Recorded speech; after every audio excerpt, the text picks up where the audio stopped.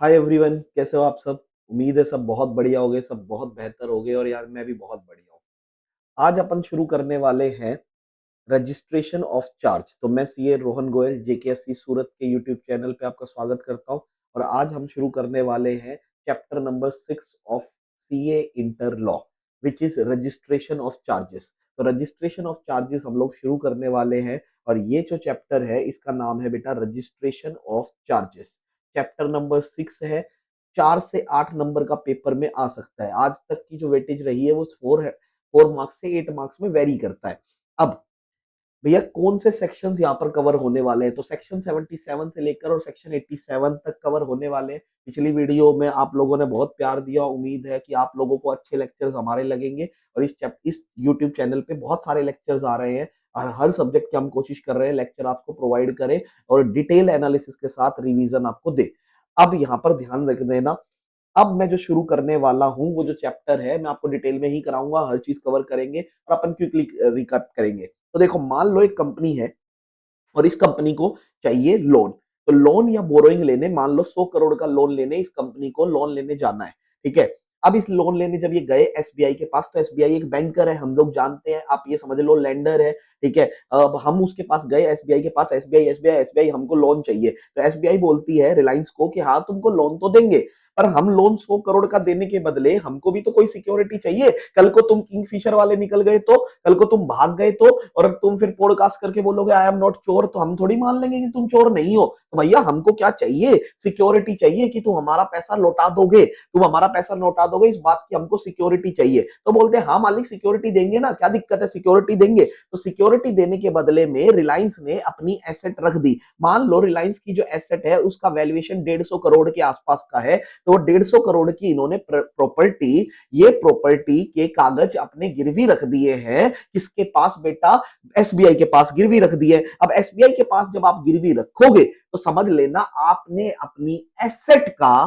Charge, Reliance ने अपनी asset का चार्ज किसके हाथों में सौंप दिया है बेटा, रिलायंस ने अपनी एसेट का चार्ज एसबीआई के हाथों में सौंप दिया है। बिल्डिंग तो जैसी है वैसी ही रहेगी, रिलायंस ही उस बिल्डिंग को यूज करता रहेगा, पर उसके ऊपर अब चार्ज आ गया है किसका, एसबीआई का। और एसबीआई आज से जाना जाएगा चार्ज होल्डर। क्या जाना जाएगा बेटा, चार्ज होल्डर। तो चार्ज होल्डर के नाम से अब रिलायंस को हम, अब एसबीआई को हम जानेंगे। तो यहां पर दो लोग हैं, एक तरफ है कंपनी और दूसरी तरफ है चार्ज होल्डर। और चार्ज होल्डर का दूसरा नाम हो सकता है लेंडर और कंपनी का दूसरा नाम हो सकता है बेटा बोरोवर।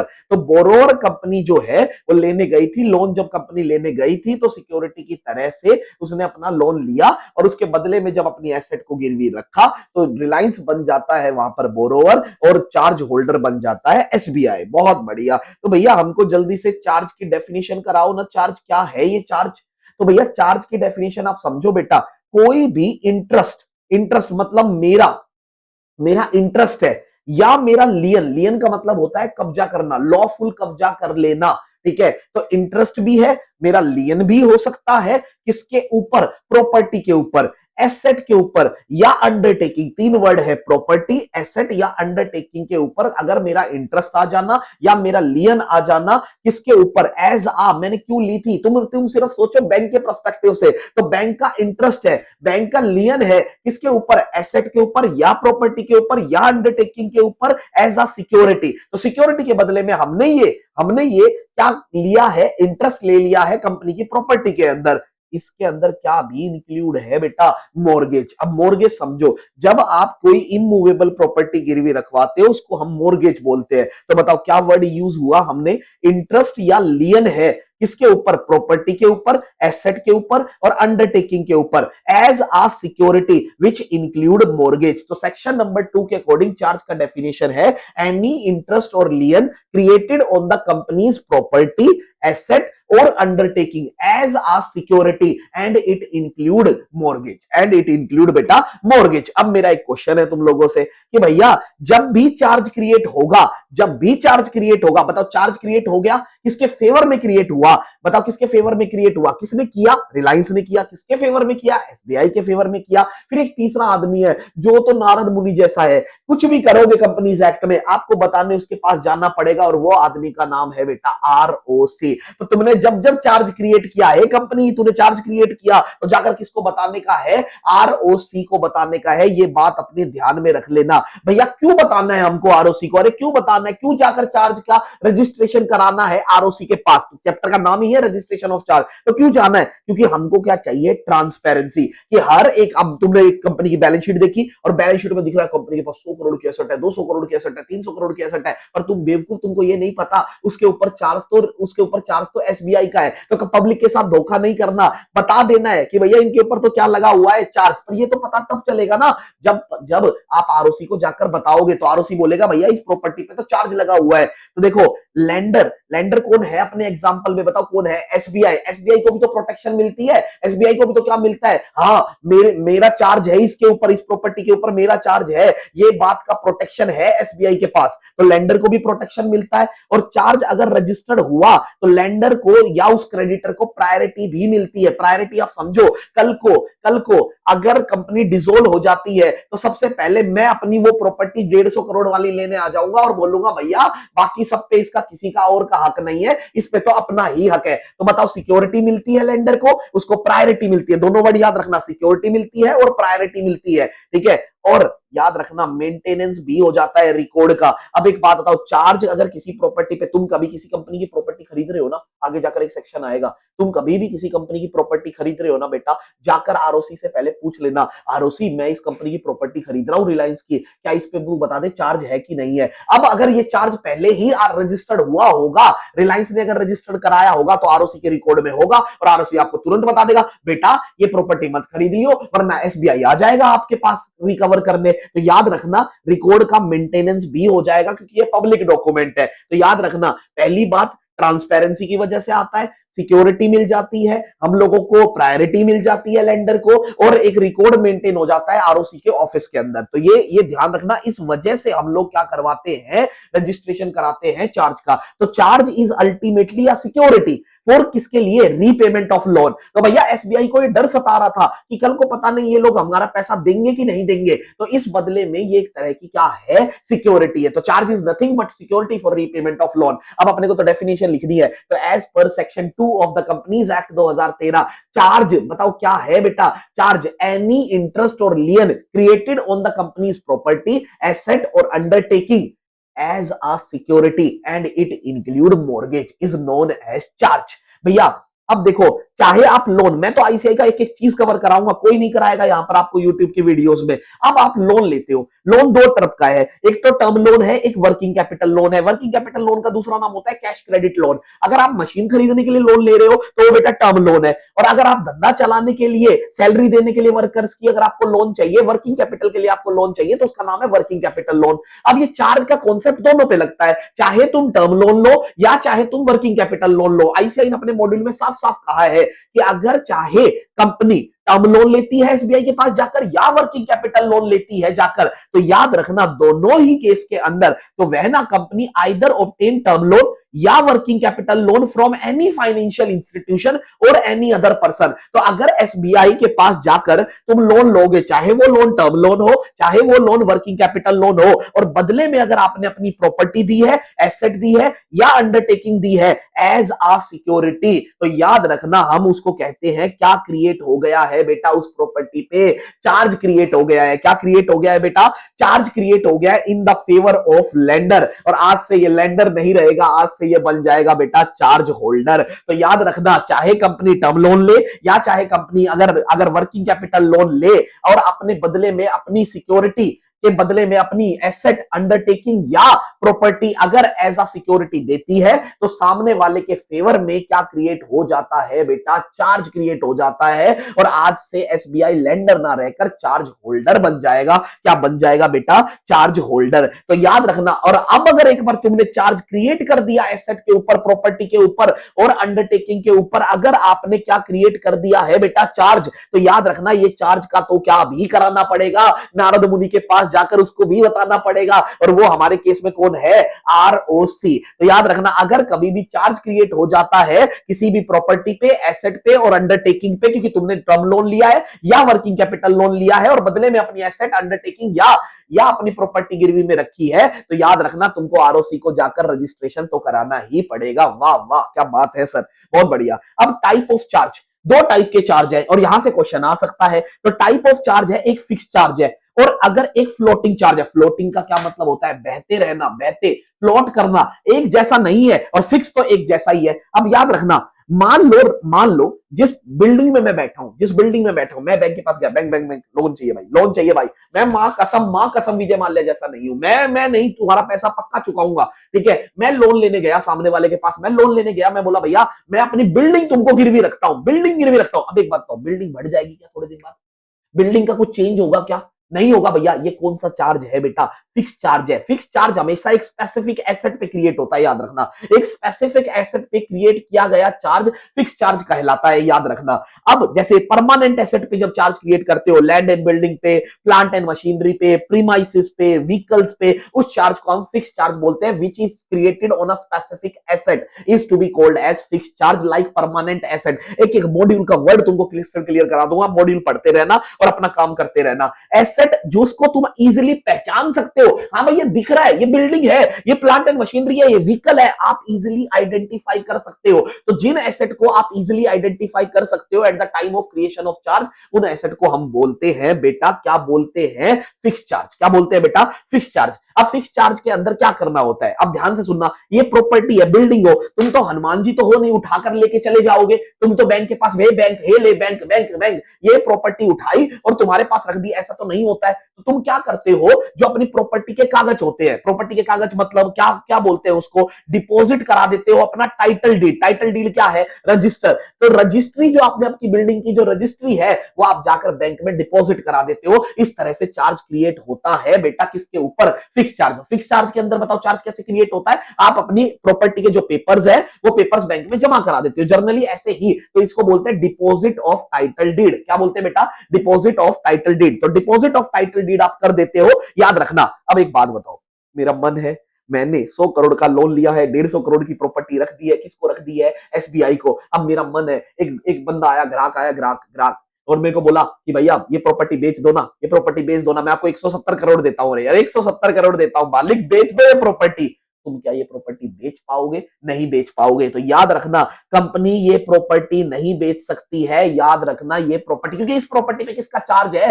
एसबीआई। एसबीआई के पास, एसबीआई जब तक छोड़ेगा नहीं, और एसबीआई क्यों छोड़ेगा? जब तक लोन पे नहीं होगा। तो जब तक लोन पे नहीं होगा, एसबीआई नहीं छोड़ने वाला, तो कंपनी उस केस में ये प्रॉपर्टी को बेच नहीं सकती है। हाँ, पर क्या यूज कर सकती है? यस, डेफिनेटली यूज कर सकती है। तो याद रखना, यूज तो आप कर सकते हो, उसमें कोई डाउट नहीं है, 1% भी मेरे को, ठीक है भैया। एसेट को क्या सोल्ड कर सकते? कुछ तो तरीका बताओ। अरे हाँ, तुम जाओ एसबीआई के पास, एसबीआई को बोला, एसबीआई हम कुछ बदले में कुछ और रख देंगे, पर यही प्रॉपर्टी छोड़ दो, हम बेच देंगे। तो भैया अगर एसबीआई एग्री होता है तो मियां बीबी राजी, तो क्या करेगा काजी? तो एक बात बताओ, अगर एसबीआई, अगर चार्ज होल्डर एग्री कर सकता है तो फिर आप डेफिनेटली बेच सकते हो, पर अदरवाइज तुम नहीं बेच सकते हो, यूज जरूर कर सकते हो, ये याद रखना भैया। फिक्स एसेट का चार्ज वैकेट कर दिया जाएगा। एक वर्ड है यहां पर, वैकेट। वैकेट मतलब छूट जाएगा भैया। कब छूटेगा? जब ये लोन क्या हो जाएगा? रीपे हो जाएगा इन फुल में जब आप उनका पूरा पैसा लौटा दोगे तो पक्का पक्का ये हट जाएगा। तो बताओ फिक्स चार्ज क्या होता है? फिक्स चार्ज एक स्पेसिफिक एसेट पे क्रिएट किया जाता है, परमानेंट एसेट्स पे क्रिएट किया जा सकता है, उन एसेट पे क्रिएट किया जा सकता है जो इजीली आइडेंटिफिएबल हो, उनके ऊपर क्रिएट किया जा सकता है।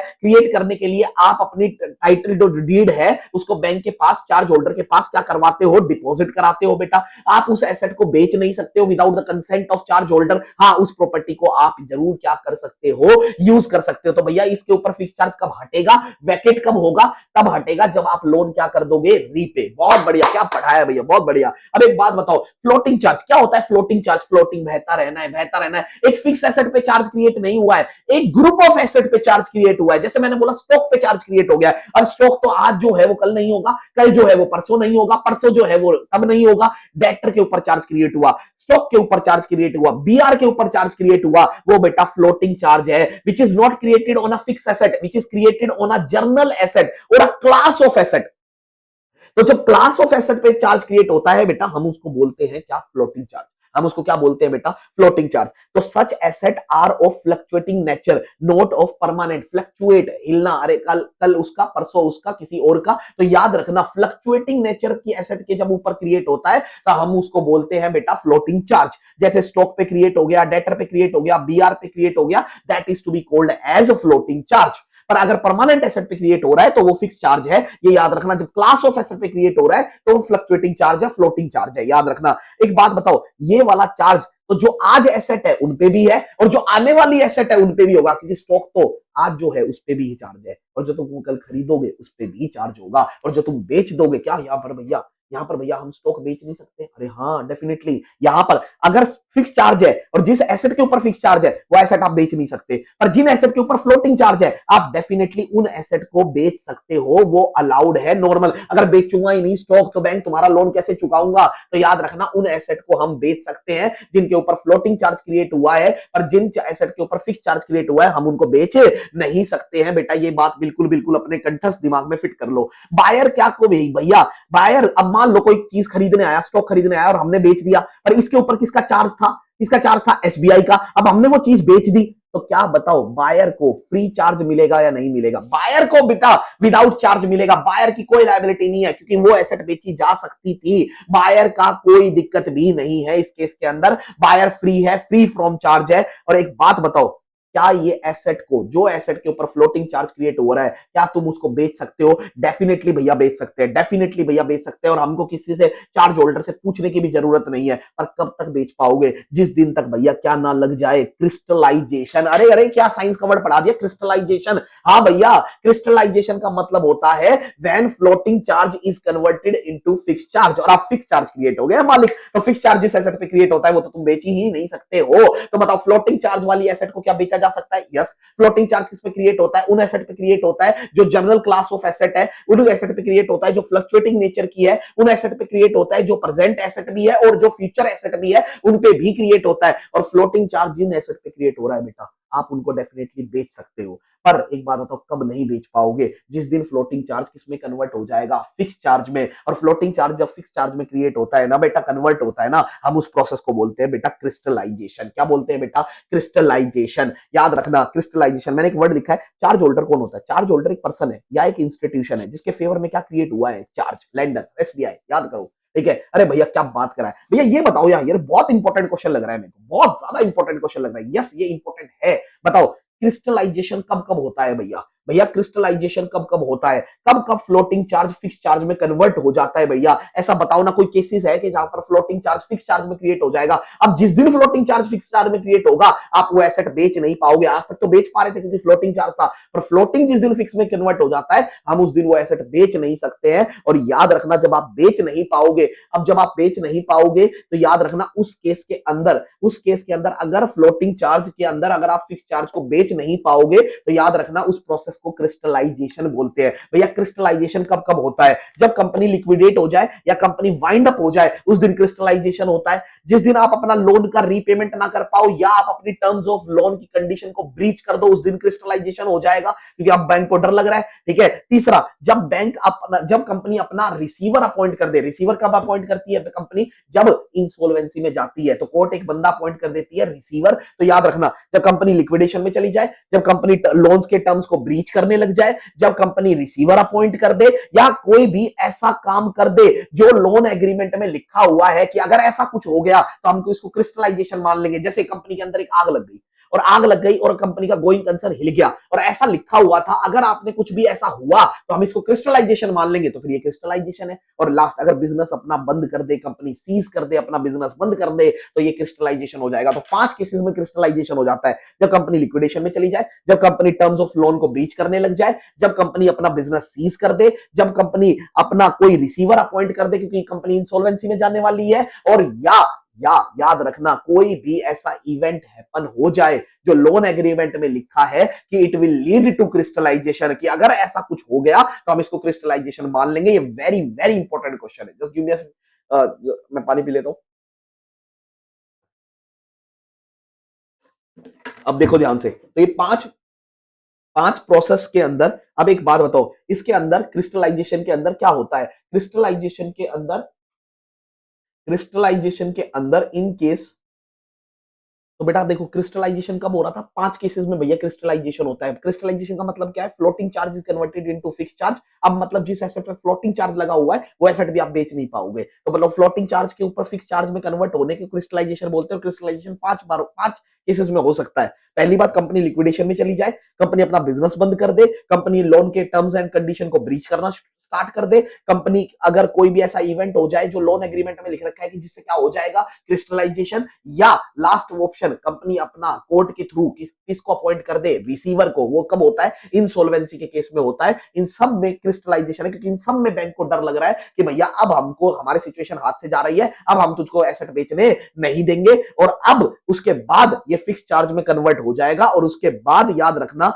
आप कभी भी नहीं बेच पाओगे। अब ये जर्नल कॉन्सेप्ट थे जो मैंने तुमको कवर करा दिए, बहुत अच्छे से कवर करा है, एक एक लाइन मॉड्यूल की सब कवर है। अब याद रखना सबसे इंपॉर्टेंट सेक्शन है section 77, duty of registration of charge with ROC. कि भैया क्या आरओसी के पास एक ड्यूटी है चार्ज को रजिस्टर करने की, हर एक कंपनी की एक ड्यूटी है। तुमने जब भी चार्ज क्रिएट हो रहा है उस चार्ज को क्या कराना है बेटा, क्रिएट कराना है। जब भी चार्ज जो भी क्रिएट हुआ है एसेट के ऊपर, प्रॉपर्टी के ऊपर, अंडरटेकिंग के ऊपर, तो प्रॉपर्टी, एसेट और अंडरटेकिंग के ऊपर बेटा जब भी चार्ज क्रिएट हुआ है उस चार्ज को अगर क्रिएट हो गया तो पहला स्टेप क्या है, क्रिएट करना है, और फिर उस क्रिएट करने के बाद रजिस्टर कराना है किसके पास जाकर, आरओसी के पास। तो चाहे चार्ज आपका टेंजिबल एसेट पे क्रिएट हुआ हो, चाहे इंटेंजिबल पे क्रिएट हुआ हो, चाहे वो एसेट इंडिया में हो, चाहे वो एसेट आउटसाइड इंडिया हो, तो बताओ चार्ज चाहे टेंजिबल एसेट पे हो, चार्ज चाहे इंटेंजिबल एसेट पे हो, चार्ज की जो एसेट है वो चाहे इंडिया में हो चाहे आउटसाइड इंडिया हो, अगर एक बार चार्ज क्रिएट हो गया है बेटा तो उस चार्ज को रजिस्टर कराना पड़ेगा किसके पास जाकर, आरओसी के पास जाकर। तो याद रखना अगर कंपनी ने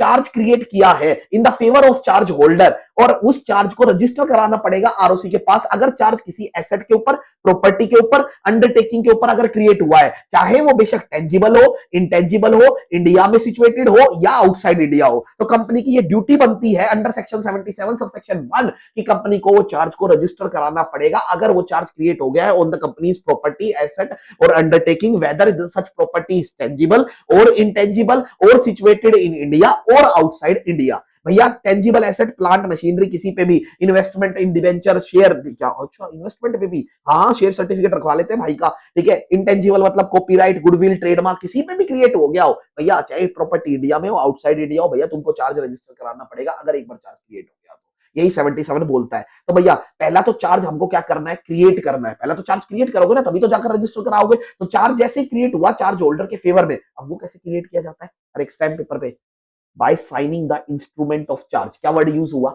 इंस्ट्रूमेंट ऑफ चार्ज साइन करते हैं। इंस्ट्रूमेंट ऑफ चार्ज क्या है, एक डीड है, एक डॉक्यूमेंट है, एक स्टैम्प पेपर है, उसके ऊपर हमने फेवर में क्रिएट कर दिया जाता है। तो इंस्ट्रूमेंट ऑफ चार्ज को साइन करते हैं दोनों पार्टी, कंपनी भी और चार्ज होल्डर भी। तो चार्ज तो क्रिएट होता है। चार्ज क्रिएट होने का पहला तरीका क्या है कि भैया चार्ज क्रिएट होने का पहला तरीका है कि साइन करना है इंस्ट्रूमेंट ऑफ चार्ज को by the company as well as charge holder. अब हो गया चार्ज क्रिएट।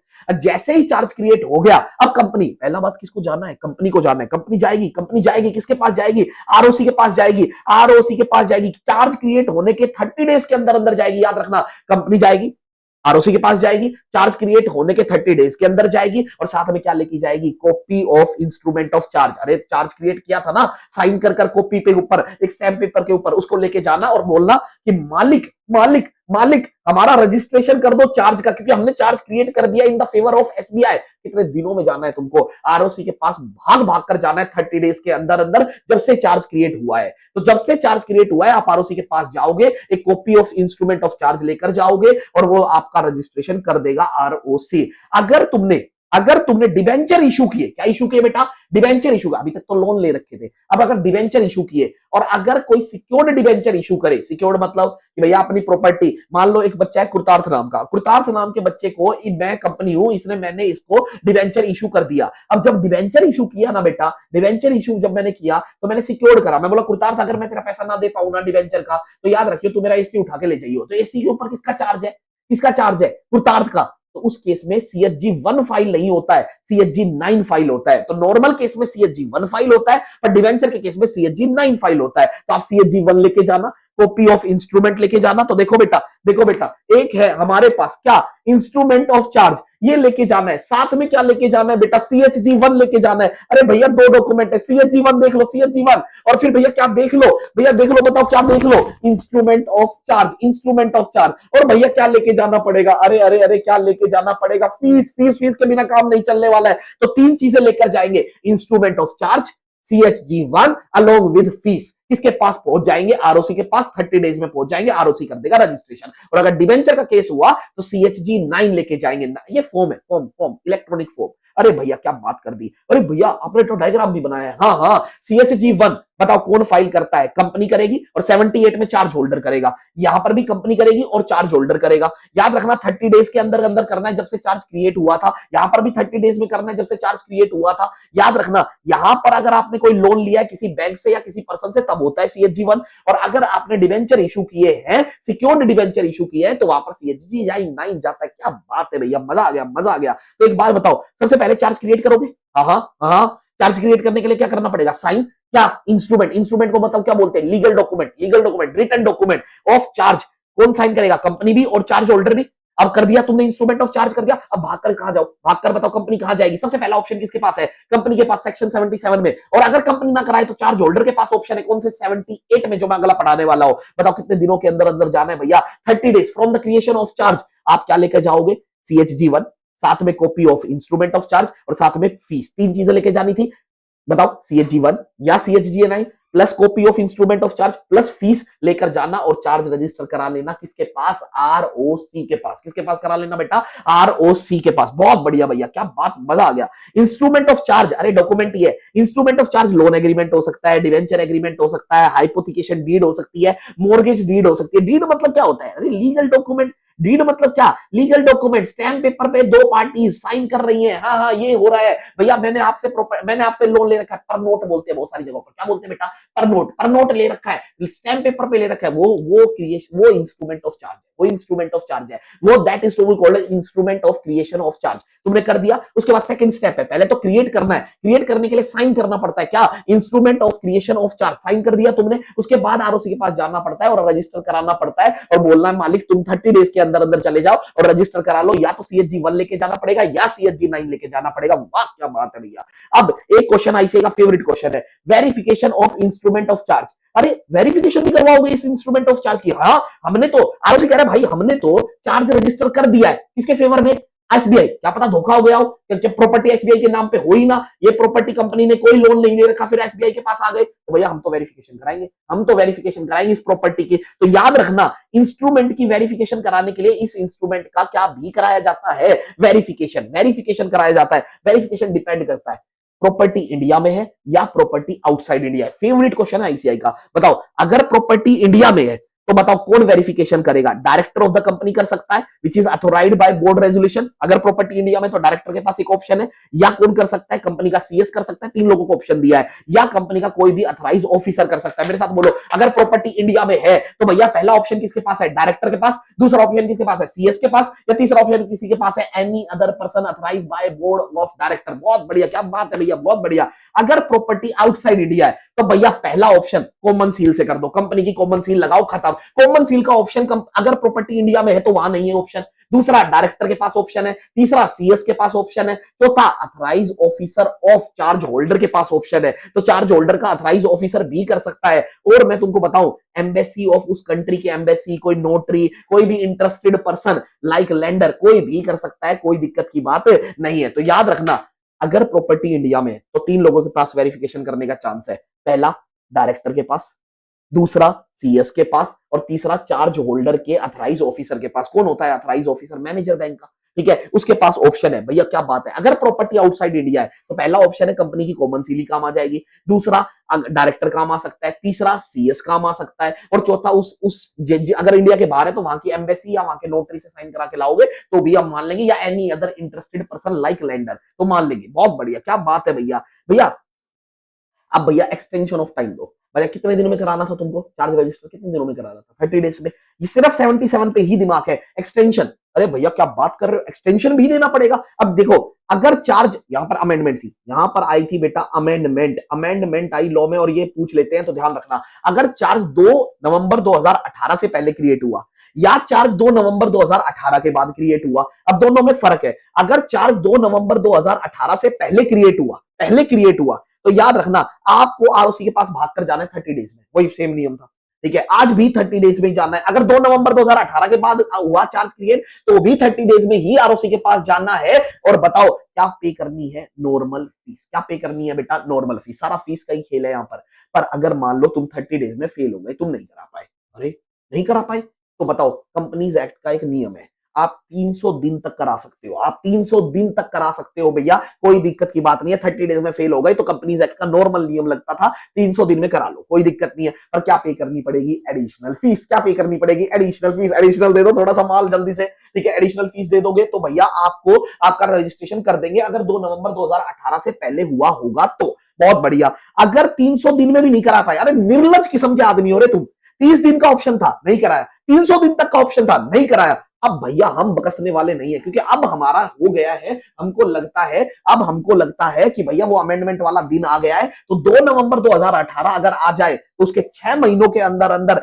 एडिशनल फीस देकर अब अपना रजिस्ट्रेशन करा लेना प्रभु, क्योंकि फिर उसके बाद नहीं बख्शेंगे। तो याद रखना, अगर चार्ज 2 नवंबर 2018 से पहले क्रिएट हुआ, अगर चार्ज 2 नवंबर 2018 से पहले क्रिएट हुआ तो पहला ऑप्शन कितने दिनों क्या है? 30 डेज का। आरओसी के पास जाओ, नॉर्मल फीस पे करो, 30 डेज में रजिस्ट्रेशन करा लो। 30 में नहीं कराया तो 300 दिन तक करा लो, पर 300 दिन तक के लिए क्या पे करनी पड़ेगी? Additional fees. फिर आ गया 2 नवंबर 2018, तो बताओ कितने दिन का टाइम दिया है तुमको, क्योंकि अमेंडमेंट आ गई थी, तो 2 नवंबर 2018 से चार्ज पहले का क्रिएट है और 2 नवंबर 2018 आ गई, तो बताओ उसके कितने दिनों के अंदर अंदर करा लेना? 6 मंथ के अंदर अंदर, और क्या पे कर देना? Additional fees. भैया बहुत बढ़िया। पर अगर भैया चार्ज 2 नवंबर 2018 के बाद क्रिएट हुआ है, आज नया नया लेटेस्ट अमेंडमेंट था, तो बताओ, तो पहला ऑप्शन कितने दिनों के अंदर है? 30 डेज के अंदर जाओ आरओसी के पास, क्या पे करो? नॉर्मल फीस हो जाएगा। 30 डेज में तुम नहीं कर पाए तो भैया तुमको एक्स्ट्रा 30 डेज देंगे। 30 डेज मतलब अब 60 हो गया total. 30 days from creation of charge था, नेक्स्ट नहीं करा पाए 30 डेज के अंदर, तो नेक्स्ट 30 डेज तो मतलब टोटल कितना? 60 days from the creation of charge, उसमें करा दो। उसमें कराने के लिए पर क्या पे करनी पड़ेगी? Additional fees. क्या पे करनी पड़ेगी बेटा? Additional fees. अब याद रखना, तुम इतने निर्लज किस्म के आदमी थे, 30 दिन दिए उसमें नहीं कराया,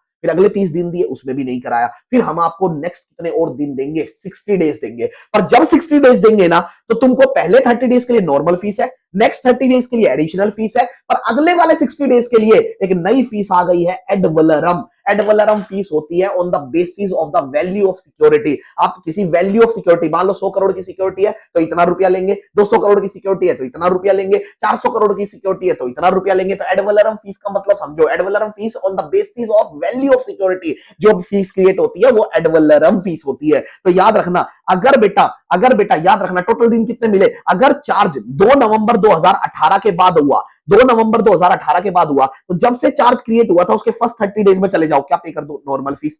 अगर 30 डेज में नहीं करा पाए तो तुमको पास 30 दिन और भी है, तो नेक्स्ट 30 दिन में पर क्या पे करनी पड़ेगी? Normal fees as well as additional fees. पर तुम इतने निर्लज किस्म के आदमी थे, तुमने पहले 30 दिन में भी नहीं करा, दूसरे 30 में भी नहीं कराया, फिर हम आपको कितना ऑप्शन दे रहे हैं? अगले 60 दिन का। पर आपकी बार आपको क्या पे करनी पड़ेगी? Normal plus additional plus ad valorem. बहुत बढ़िया यार भैया। तो टोटल कितने दिन का समय दिया मैंने तुमको? 120 दिन का। 120 दिन कहां से आए? 30 प्लस 60। अरे क्या बात है, क्या बात है भैया, मजा आ गया। अगर देखो यहां पर एक चार्ट बनाया तुम्हारे लिए, अरे तुम्हारे लिए जी जान जोक दी है। एक बात बताओ, अगर चार्ज 2 नवंबर 2018 से पहले का क्रिएट हो रखा है, पहले का, तो याद रखना पहले 30 दिन में क्या पे करोगे? Normal fees. फिर अगले कितने दिन का ऑप्शन मिलेगा? 300 दिन तक का ऑप्शन मिलेगा, और आप क्या पे कर दो? एडिशनल फीस पे कर आप अपना रजिस्ट्रेशन करा लो। पर अगर तुमने तब भी नहीं कराया तो फिर आ गया 2 नवंबर 2018, और 2 नवंबर 2018 से कितने दिन देंगे हम आपको? 6 मंथ देंगे। अब तो पक्का पक्का करा लेना, क्योंकि अमेंडमेंट आ चुकी है, तो तुम्हारे साथ गलत नहीं कर रहे हैं। और अगर 2 नवंबर 2018 के बाद चार्ज क्रिएट हुआ तो पहले 30 दिन में नॉर्मल फीस, अगले 30 दिन में एडिशनल फीस, और अगले 60 दिन के अंदर एड वलरम फीस। बहुत बढ़िया, चार्ट देख लो, मजा आ जाएगा। क्या बात है भैया। एड वलरम फीस क्या होती है? The value on the security के बेसिस पे जो फीस लगाई जाती है, लॉ में लिखा है, उनके रूल्स में लिखा हुआ है, इतनी वैल्यू की सिक्योरिटी है तो इतना फीस, इतनी वैल्यू की सिक्योरिटी है तो इतना फीस। बहुत बढ़िया यार, क्या बात है, मजा गजब आ गया, मजा आ गया भैया, क्या बात है, बहुत बढ़िया। अच्छा भैया एक बात बताओ, हम तो जाना चाह रहे हैं, एक्सटेंशन मांग रहे हैं। अरे मालिक, अगर कंपनी ने चार्ज 30 दिन के अंदर अंदर रजिस्टर नहीं कराया तो तुम मुंह उठाकर, तुम्हारे पास ऑप्शन है ना अभी, 30 दिन में नहीं कराया तो अगले 30 दिन में कराओ, अगले 30 में नहीं कराया तो अगले 60 दिन में कराओ, पर एक्सटेंशन तो मांग लो। अगर कंपनी ने चार्ज 30 दिन के अंदर नहीं कराया तो कंपनी, याद रखना, एक डॉक्यूमेंट आगे जाकर सेक्शन आएगा 87, उसके अंदर CHG 8 फाइल करना एक्सटेंशन मांगने के लिए। एक्सटेंशन मांगने के लिए अप्लाई कर दो और बोलो कि भैया एक जो कंपनी के डायरेक्टर हैं या CS है वो एक डिक्लेरेशन देंगे, मालिक हमसे लेट फाइल हो गया, हमसे लेट फाइल हो गया, हमारे पास ऑप्शन था 30 दिन में रजिस्टर कराने का, तुमने क्यों नहीं कराया, तो मांगो एक्सटेंशन, मांगो एक्सटेंशन और लिख कर दो कि भैया ये गलती हमसे हो गई है, पर इसकी वजह से किसके ऊपर फर्क नहीं आएगा, चार्ज होल्डर के राइट्स के ऊपर कोई फर्क नहीं आएगा, चार्ज होल्डर का कोई नुकसान हम नहीं होने देंगे, ये हमारी गलती है, हमने चार्ज रजिस्टर नहीं कराया 30 डेज के अंदर, तो ये बात के लिए एक डिक्लेरेशन देंगे कंपनी के डायरेक्टर और CS कि इसकी वजह से किसके राइट्स के ऊपर कोई इफेक्ट नहीं आएगा, लेंडर और चार्ज होल्डर के राइट्स के ऊपर कतई कोई इफेक्ट नहीं आएगा। अब अगर ROC अगर आपके बात से सेटिस्फाई हो गया कि हाँ भैया यार गलती तो हो ही सकती है, इंसान है, गलती हो जाती है, नहीं फाइल करा पाएंगे, कोई मुसीबत हो गई, ठीक है, पर चार्ज होल्डर के ऊपर तो कोई फर्क नहीं आने दे रहे हैं ना, तो अच्छे इंसान है। अगर ROC के पास लगा, ROC को तुम्हारे पास सफिशिएंट रीजन है,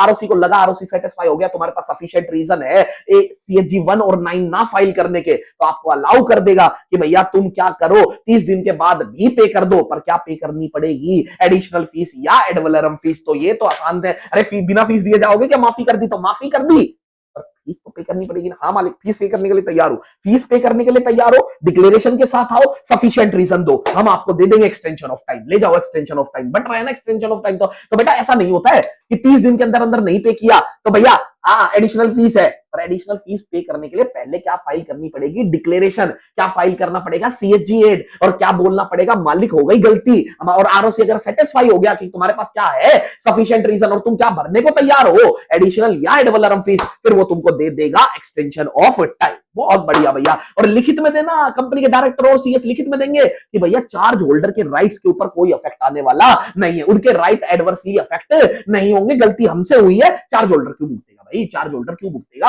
अरे बहुत बढ़िया यार, क्या बात है, मजा आ गया भैया। अब भैया चार्ज क्या कर लिया, ROC खुश हो गया, ROC बोला अरे चार्ज कर देंगे, रजिस्टर कर देंगे, रजिस्टर बोलो मालिक, कर लिया उसने अपने रजिस्टर में नोट, और आपको दे देगा एक certificate of registration of charge. क्या बात है भैया, क्या नोट्स है, क्या ये भैया नोट्स हमको मिलेंगे, अरे अरे तुम सिर्फ जाकर कमेंट डाल देना वीडियो के ऊपर और तुमको ये नोट्स मिल जाएंगे, कोई टेंशन की बात ही नहीं है, कोई अपने को कोई कॉपीराइट कोई मतलब नहीं है, कोई टेंशन नहीं है, तुम मांगो नोट्स, पढ़ना पढ़ना बस घर जाकर, ठीक है, माँ बाप का नाम रोशन करना वो इंपॉर्टेंट है अपने लिए। Certificate of registration of charge, certificate of, मेरे ऑफलाइन के जितने बच्चे हैं भैया वीडियो देखो, बढ़िया करो, मजा लो और शेयर करो ज्यादा से ज्यादा। Certificate of registration of charge दे देगा, उसके लिए CHG 2 का फॉर्म होता है, कंपनी और चार्ज होल्डर दोनों को दे देगा, ROC के भैया तुम्हारा चार्ज रजिस्टर कर लिया, मौज लो घर जाकर। तो बताओ हमने उसको क्या दिया था, हमने ROC को क्या दिया था, CHG 1 और 9, और ROC हमको क्या देगा, CHG 2।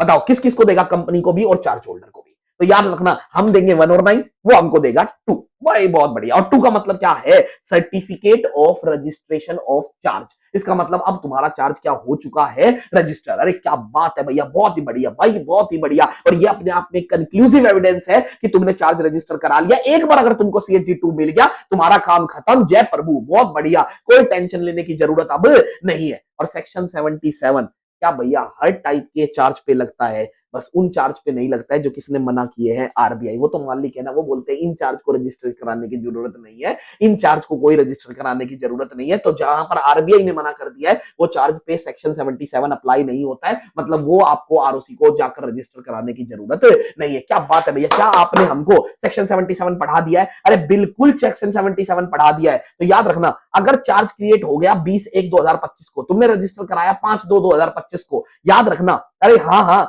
क्या भैया चार्ज वैलिड कब से हो गया, वैलिड तो उसी दिन से हो गया था जिस दिन क्या कर दिया था तुमने, क्रिएट कर दिया था। अगर क्रिएट हो गया तो चार्ज तो उसी दिन से, तो एक बार चार्ज रजिस्टर हो जाता है तो चार्ज तो वैलिड उसी दिन से होता है जिस दिन से चार्ज क्या हो गया था, क्रिएट। क्या बात पढ़ा रहे हो भैया, मजा आ गया, मजा आ गया, बिल्कुल। तो भैया हमने तो चार्ज उसी दिन से, जब रजिस्टर करा लेना, रजिस्टर करा लेना, देखो रजिस्टर कराया तुमने और उसी दिन से अलाउड हो जाएगा जिस दिन से चार्ज क्या हुआ था, क्रिएट। अरे भैया अगर ना कराए तो क्या कर लोगे, क्या उखाड़ लोगे हमारा, अगर ना कराए तो रजिस्ट्रेशन, हम कुछ नहीं उखाड़ेंगे तुम्हारा।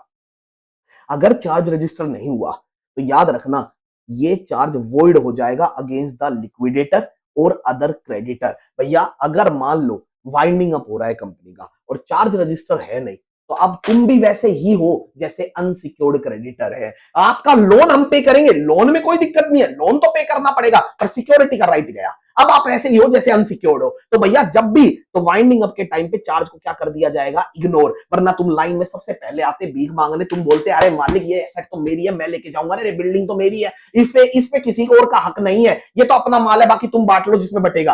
पर अगर चार्ज रजिस्टर नहीं हुआ तो तुम वो हक खो दोगे। अब तुम भी लाइन में लास्ट में लगे रहना, और जैसे सबका नंबर आए वैसे तुम्हारा भी नंबर आएगा। हम लोन के लिए वॉइड नहीं कर रहे हैं, सिक्योरिटी के लिए वॉइड कर रहे हैं। अच्छा भैया, आज आपसे सिक्योर्ड क्रेडिटर नहीं रहोगे, आप भी ऐसे ही रहोगे जैसे अनसिक्योर्ड क्रेडिटर हो। तो आपका राइट वैसा ही होगा जैसा अनसिक्योर्ड क्रेडिटर का होता है। तो याद रखना, हाँ लोन क्या वैलिड है, लोन 100% वैलिड है, लोन 100% वैलिड है, पर सिक्योरिटी का राइट चला जाएगा, ये याद रखना। सिक्योरिटी का राइट चला जाएगा, बस क्रेडिटर जाएगा, केस फाइल करेगा कि मालिक मालिक मैंने इनके ऊपर प्रॉपर्टी पे चार्ज क्रिएट हुआ था। पर भैया कोर्ट बोलेगी तूने चार्ज रजिस्टर तो नहीं कराया ना बेटा, तू अब अनसिक्योर्ड क्रेडिटर है, तू अनसिक्योर्ड क्रेडिटर है, तेरा लोन का पैसा मिलेगा और जैसा वैसे ही मिलेगा जैसे अनसिक्योर्ड वालों को मिलता है। तो तू अब सिक्योर्ड नहीं है, तू अब तेरे पास अब स्पेशल प्रायोरिटी नहीं है। क्या बात कर रहे हो भैया।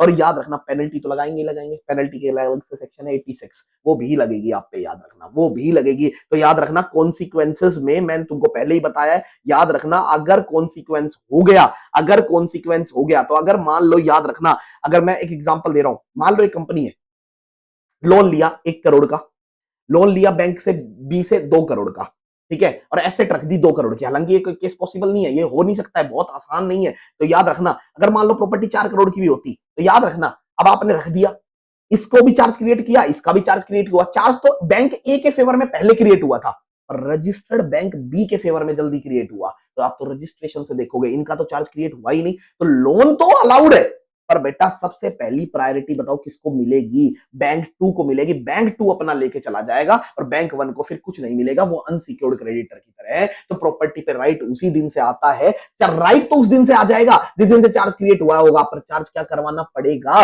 रजिस्टर। अगर रजिस्टर नहीं कराया तो फिर आप अनसिक्योर्ड क्रेडिटर हो, भूल जाना, फिर वहां पर कुछ नहीं कर सकते हो आप। बहुत बढ़िया, क्या बात है भैया। अब आ जाओ आ जाओ आ जाओ, 77 करा दिया तो फिर खत्म ही हो गया। 78 में आ जाओ भैया, जल्दी से मूव करो 78 में। भैया अब की बार अगर चार्ज का रजिस्ट्रेशन डिले हो गया तो चार्ज होल्डर के राइट पे it will affect obviously charge holder. मैंने बोला ना, अगर चार्ज रजिस्टर नहीं कराओगे तो मरेगा कौन, चार्ज होल्डर। चार्ज होल्डर हो जाएगा ना अनसिक्योर्ड क्रेडिटर, कंपनी का क्या जा रहा है। तो भैया कंपनी को डर सता रहा है, नॉर्मली चार्ज को पहला मौका किसको दिया, पहला मौका किसको दिया, बताओ, बताना किसका है, आरओसी को। तो आरओसी तो किससे पूछ सकता है, कंपनी से। कंपनी को बोला भैया तुम 77 में रजिस्ट्रेशन करा लो, चार्ज का रजिस्ट्रेशन करा लो। अगर कंपनी ने चार्ज रजिस्टर नहीं कराया 77 में, तो फिर बताओ किसकी ड्यूटी है, चार्ज होल्डर को ये अपॉर्चुनिटी मिलेगी। तो पहला ऑप्शन किसके पास है, कंपनी के पास अंडर सेक्शन 77, और दूसरा ऑप्शन किसके पास है, अगर कंपनी ना कराती है तो चार्ज होल्डर के पास ऑप्शन है। एसबीआई जाएगा और आरओसी को बोलेगा मालिक मेरी प्रॉपर्टी आ गई है, हमने इनको लोन दिया है, और ये लोन जो है, ये जो लोन है, इस लोन के ऊपर मेरा राइट है, मैंने इनकी ये प्रॉपर्टी रखी है, आप रजिस्टर करा लो। वो निर्लज आदमी आना चाहिए था, उसको आया नहीं, वो आपके पास रजिस्ट्रेशन करा ले। तो पहला ऑप्शन किसके पास, कंपनी के पास, अंडर सेक्शन 77। कंपनी जा रही थी, क्या लेकर जा रही थी, copy of instrument of charge CHG-1 और प्रिस्क्राइब फीस। अब यही काम कौन करवाने जाएगा, बताओ कौन जाएगा बेटा, चार्ज होल्डर। तो क्या पहली बात, कंपनी बताओ ध्यान से सुना, कंपनी रजिस्टर कराने जाएगी चार्ज होल्डर के पास within the 30 days of charge. अगर कंपनी क्या हो जाती है बेटा, फेल हो जाती है, तो यही अपॉर्चुनिटी किसको मिलती है, चार्ज होल्डर को, कि वो जाएगा रजिस्ट्रेशन कराने। अब क्या फाइल करेगा, CHG-1 या 9, अलोंग विद क्या जाएगा, इंस्ट्रूमेंट ऑफ चार्ज, और क्या पे करेगा, प्रिस्क्राइब फीस। तो 77 में ये तीनों चीजें याद करो, ये तीनों चीजें 77 में बताओ किसने अप्लाई करी थी, ये 77 के अंदर तीनों चीजें, ये भैया कंपनी ने अप्लाई करी थी। पर कंपनी नहीं गई 77 में, तो फिर बताओ कौन जाएगा, चार्ज होल्डर जाएगा 78 के अंदर। अरे क्या बात है, मजा आ गया भैया। अच्छा अब बताओ, कंपनी एक बात बताओ, चार्ज होल्डर तो चाहता ही होगा कि हाँ मेरा रजिस्ट्रेशन हो जाए, क्योंकि उसके नाम पे प्रॉपर्टी आ जाएगी। पर एक बात बताओ, और कंपनी आई नहीं, चार्ज होल्डर तो चाहता ही है।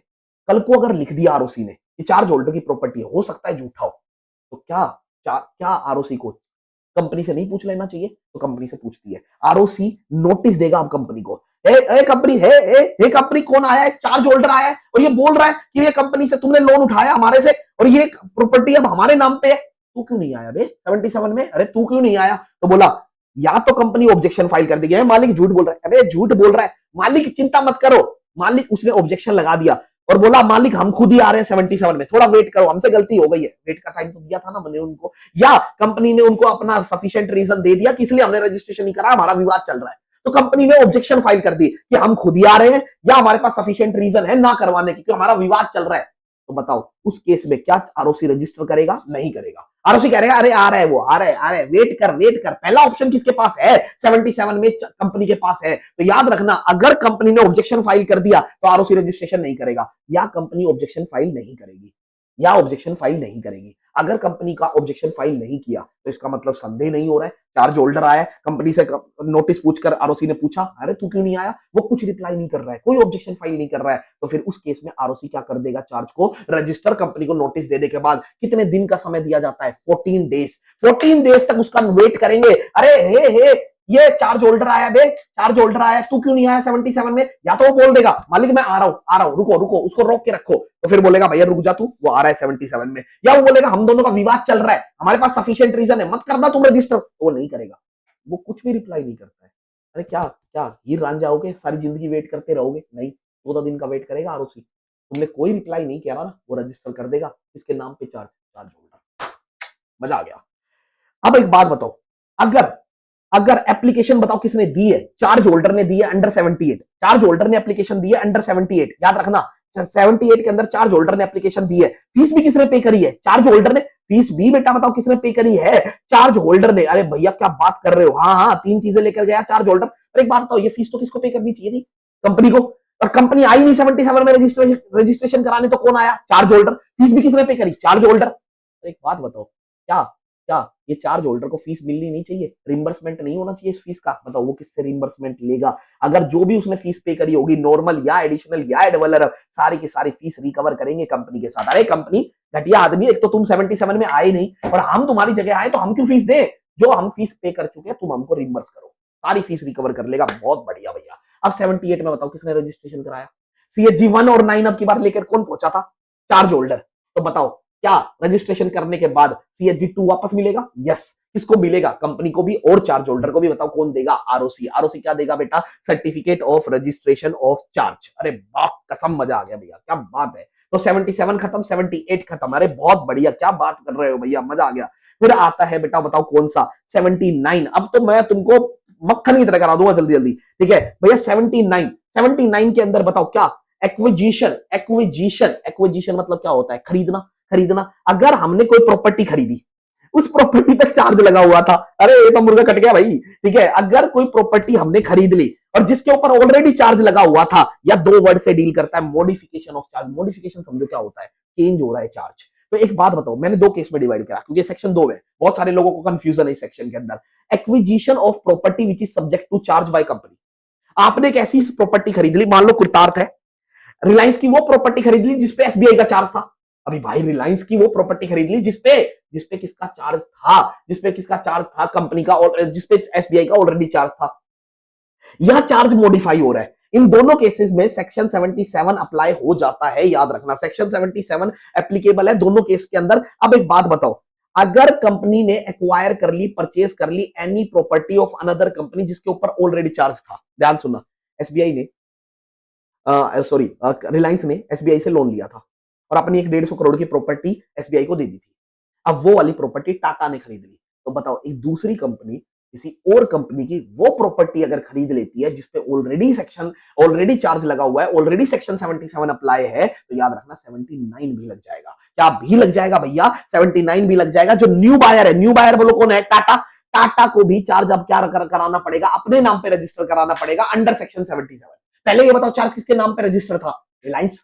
अब ये किसके नाम पे रजिस्टर होगा? टाटा। तो अब जाएगी टाटा 77 के अंदर, ए मालिक हमने मॉडिफिकेशन करा लिया, सीएजी 1 फाइल करेगी और वो क्या कर देगा? रजिस्ट्रेशन। अरे मां कसम, क्या बढ़ाया आपने। बताओ एक बात बताओ, टाटा ने लैंड एंड बिल्डिंग, ठीक है, टाटा ने लैंड एंड बिल्डिंग 100 करोड़ का लोन ले रखा है, चार्ज रजिस्टर करा रखा है लैंड एंड बिल्डिंग पे एसबीआई के पास। ये वाली प्रॉपर्टी टाटा ने जेके शाह क्लासेस प्राइवेट लिमिटेड को बेच दी। अब बेच दी, अब कंपनी ने वो प्रॉपर्टी खरीदी है, एक नई कंपनी। नई कंपनी कौन है? जेके शाह क्लासेस प्राइवेट लिमिटेड। उसने वो प्रॉपर्टी खरीदी जिसपे ऑलरेडी क्या लगा हुआ है? चार्ज। 79 लग जाएगा, याद रखना। क्या लग जाएगा बेटा? 79। अब जेके शाह वाले जाएंगे सीएचजी 1 लेकर, इंस्ट्रूमेंट ऑफ चार्ज लेकर और फीस लेकर किसके पास, आरओसी के पास, और बोलेंगे मालिक मालिक मालिक अब हमारे नाम पे चार्ज कर दो, क्रिएट चार्ज रजिस्टर कर दो और टाटा को छूट दे दो, टाटा हट जाएगी, टाटा का चार्ज वैकेट हो जाएगा, old charge will be vacated, क्या बोलते हैं बेटा इसको, old charge will be vacated और new charge will be entered, will be registered. तो बताओ नया चार्ज किसके नाम पे रजिस्टर होगा, किसके नाम पे रजिस्टर होगा, जेके शाह, और ओल्ड चार्ज किसका था, टाटा, वो क्या हो जाएगा, वैकेट। अरे बाप कसम मजा आ गया, मजा आ गया, बोलो भाई सब लोगों को, बहुत बढ़िया भैया, क्या बात कर रहे हो। अब सेकंड केस, मॉडिफिकेशन, दो जगह लगता है 79, मॉडिफिकेशन, अगर कोई भी चेंज हो रहा है, कोई भी चेंज हो रहा है एग्जिस्टिंग चार्ज के अंदर, एग्जिस्टिंग ऑलरेडी चार्ज लगा हुआ है, अब की बार कोई नया नहीं खरीदने आ रहा है, एग्जिस्टिंग चार्ज है, बताओ टाटा का चार्ज, सॉरी रिलायंस का चार्ज था उस प्रॉपर्टी के ऊपर, प्रॉपर्टी रिलायंस ने गिरवी रख दी, एसबीआई का उस पर चार्ज है। अब एक बात बताओ, उस चार्ज में अगर कुछ भी चेंज आ रहा है तो वो क्या कराया जाएगा बेटा, रजिस्टर कराया जाएगा आरओसी के पास, अगर कोई भी चेंज आ रहा है तो याद रखना चेंज करने के लिए भी CHG1 भरा जाता है, याद रखना CHG1 भरा जाता है, अगर चेंज करा रहे हो आप तो 100% 30 डेज में, जब से चेंज हुआ है चार्ज में कुछ भी, तो याद रखना उस दिन से 30 डेज के अंदर CHG1 फाइल कर दो कि मालिक ये चीजें चेंज हो गई है। क्या होता है change, terms and condition change हो गए, इंटरेस्ट रेट चेंज हो गई, रीपेमेंट ऑफ लोन चेंज हो गया, अमाउंट ऑफ लोन चेंज हो गई, सिक्योरिटी की अमाउंट चेंज हो गई, कोई भी हमने बैंक ने आधा चार्ज छोड़ दिया, जैसे मान लो 100 करोड़ का लोन था, हम 50 करोड़ ऑलरेडी पे कर चुके हैं, हमने बोला मालिक तुमको 150 करोड़ की प्रॉपर्टी रख रही है, अरे थोड़ी तो छोड़ दो, अब तो तुम बहुत ज्यादा सिक्योर्ड हो वैसे भी, तो अगर बैंक कुछ प्रॉपर्टी रिलीज कर देता है, तो याद रखना उस केस के अंदर मॉडिफिकेशन ऑफ चार्ज लग जाएगा। क्या लग जाएगा बेटा, मॉडिफिकेशन ऑफ चार्ज। तो टर्म्स एंड कंडीशन चेंज हो गए, इंटरेस्ट रेट चेंज हो गया, सिक्योरिटी की अमाउंट चेंज हो गई, अमाउंट ऑफ लोन चेंज हो गया, अगर बैंक ने कुछ पार्शियल रिलीज कर दिया प्रॉपर्टी का, तो याद रखना पेरी पाशु क्या होता है, पेरी पाशु का मतलब होता है प्रोपोर्शनेट। अगर एक प्रॉपर्टी के ऊपर चार्ज है अगेंस्ट मल्टीपल लैंडर, एसबीआई भी उसी प्रॉपर्टी पे, पीएनबी भी उसी प्रॉपर्टी पे, एचडीएफसी भी उसी प्रॉपर्टी पे, हालांकि ये हो नहीं सकता है, पर अगर मान लो मल्टीपल, प्रॉपर्टी की वैल्यू बहुत ज्यादा है, अगर मल्टीपल लोगों का चार्ज है तो मल्टीपल लोगों को सेम प्रॉपर्टी शेयर करनी पड़ेगी in the proportionate ratio, proportionate 20% 30% जैसा जिसका चार्ज होगा वो उसी रेशियो में अपना प्रोपोर्शनेट शेयर करेगा। याद रखना ये चीज। अगर भैया मॉडिफिकेशन तुम 77 में अप्लाई करे, CHG1 भरे, अब वो जैसे ही मॉडिफिकेशन रजिस्टर करेगा तो वो तुमको दे देगा CHG3। तो तुम बताओ उसको क्या दोगे मॉडिफिकेशन करवाने के लिए, CHG1, और वो तुमको क्या दे देगा। याद रखना, तो कंपनी अगर मॉडिफिकेशन करवाने जाती है, दो केस में हो सकता है, ठीक है, तो अगर मॉडिफिकेशन करवाने जाती है आरओसी के पास, तो बताओ कौन सा फॉर्म लेके जाएगी, CHG1 और 9। अब याद रखना आरओसी उसको CHG2 नहीं देगा, 2 देता है जब पहली बार रजिस्ट्रेशन होता है और 3 देता है जब मॉडिफिकेशन होता है। अरे वाह, मजा आ गया, क्या बात है। तो एक बात समझ लो ये ध्यान से कि यार अगर मान लो इक्वल फुटिंग होती है, पहली पाशु का मतलब होता है इक्वल फुटिंग, ठीक है, कि अगर मान लो सबके पास उतना ही राइट है, तो दो लोगों के पास राइट है, तो मैं अगर 79 को कंक्लूड करूं तो 79 को दो हिस्सों में डिवाइड किया गया है। अगर कोई किसी कंपनी ने, नई कंपनी ने किसी उस प्रॉपर्टी को खरीद लिया जिसपे ऑलरेडी चार्ज लगा हुआ था, तो याद रखना पुराना वाला चार्ज वैकेट हो जाता है, तो जो नया बायर आता है उसको CHG1 लेकर किसके पास पहुंचना पड़ता है, आरओसी के पास पहुंचना पड़ता है और बोलना पड़ता है कि मालिक उसका पुराने वाले का हटाओ, हमारे वाले का लगाओ, तो वो तुम तो 1 फाइल करते हो और वो तुमको बदले में CHG3 देता है। अरे मां समझ आ गया।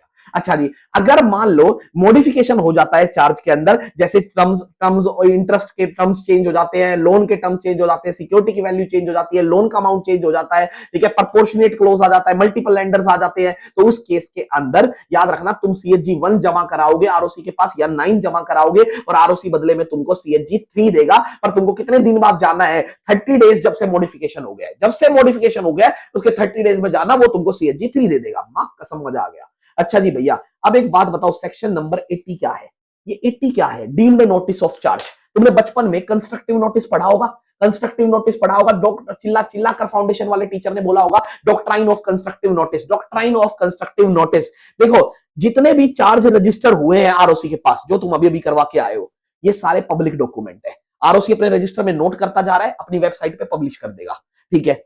अगर कोई पर्सन, अब ध्यान से सुनना, अगर कोई पर्सन कोई कंपनी की प्रॉपर्टी खरीदता है या कोई लोन देता है कंपनी को उस प्रॉपर्टी के मुकाबले में, such person must refer to MCA website. जब भी कभी किसी कंपनी के, तुम्हारे फादर मदर कभी भी किसी कंपनी की प्रॉपर्टी खरीदने जाए ना, सबसे पहले एमसीए की वेबसाइट पे चले जाना और चेक कर लेना उस प्रॉपर्टी पे पहले से किसी का और का तो चार्ज नहीं लगा रहा है। अगर मान लो तुम वो रिलायंस की प्रॉपर्टी खरीद लो कल को, खरीद लो, ध्यान से समझ लेना। और तुमने जाकर आरओसी की साइट चेक नहीं करी, क्योंकि अगर आरओसी की साइट चेक कर लेते ना, तुमको पता चल जाता इसके ऊपर क्या लगा हुआ है, चार्ज। इसीलिए तो रजिस्ट्रेशन कराया है। तो अभी तुम्हारे साथ धोखा ना हो, अब तुमने चेक नहीं करी, ठीक है, तुमने वो प्रॉपर्टी खरीद ली।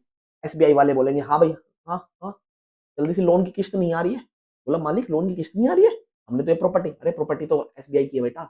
है, हमने खरीदी है मालिक, क्या बात कर रहे हो, हमने रिलायंस वाले से, बेटा तेरे को रिलायंस वाला चूना लगा गया, तूने चेक करी थी एमसीए की वेबसाइट। तो याद रखना, लो नहीं मानेगा कि तुमको नहीं पता था। इसलिए याद रखना, public document are to be treated as constructive notice. Implied notice, implied knowledge मान ली जाएगी कि तुमको चार्ज का ऑलरेडी पता था, फिर भी तुमने खरीदा, चाहे बेशक तुमने नहीं पता हो। तो इसलिए कभी भी किसी कंपनी की प्रॉपर्टी खरीदो तो समझ लेना, पहले ही एमसीए की वेबसाइट पे जाकर चार्ज के रजिस्टर को चेक कर लेना। लो ये अज्यूम करके रखेगा कि तुमको उस चार्ज के बारे में ऑलरेडी पता था, चाहे बेशक तुमको पता ना हो, नुकसान हो जाएगा बेटा तुम्हारा। तो कोई भी पर्सन अगर कभी किसी कंपनी की प्रॉपर्टी में या एसेट में अगर डील कर रहा है, तो उस पर्सन को हमेशा ये वेरीफाई कर लेना चाहिए, इंस्पेक्शन कर लेना चाहिए। जाकर एमसीए की वेबसाइट पे थोड़ा सा फीस लगता है, आप जाकर ये चेक कर लो, जो भी रजिस्टर ऑफ चार्ज मेंटेन कर रखा है आरओसी ने, कि क्या उसके ऊपर, कंपनी के ऊपर, उस कंपनी की प्रॉपर्टी के ऊपर किसी का चार्ज तो नहीं लगा हुआ है। क्योंकि कल को अगर आपने डील कर लिया बिना इंक्वायरी करे, तो याद रखना,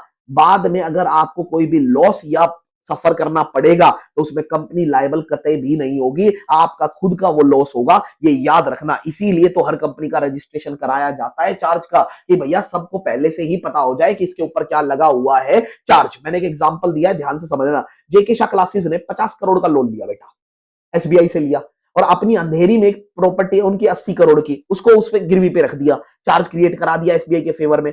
और ये प्रॉपर्टी अंधेरी वाली एक वंश नाम के लड़के ने खरीद ली, वंश ने खरीद ली ये प्रॉपर्टी। अब एक बात बताओ, वंश ने ये प्रॉपर्टी खरीद ली अंधेरी की, अब एक बात बताओ, वंश ने ये पढ़ा नहीं रजिस्टर ऑफ चार्ज, इस प्रॉपर्टी के ऊपर तो किसका चार्ज था, किसका चार्ज था, एसबीआई का। बेटा वंश का नुकसान हो गया, वंश का भारी नुकसान हो गया बेटा, वंश का नुकसान हो गया। मान लेगा लो कि तुमको ये पहले से ही चार्ज पड़ा है, वंश कह रहा है मालिक हमें नहीं पता था, मां कसम नहीं पता, मां कसम नहीं चलेगा बेटा, मां कसम चलेगा ही नहीं।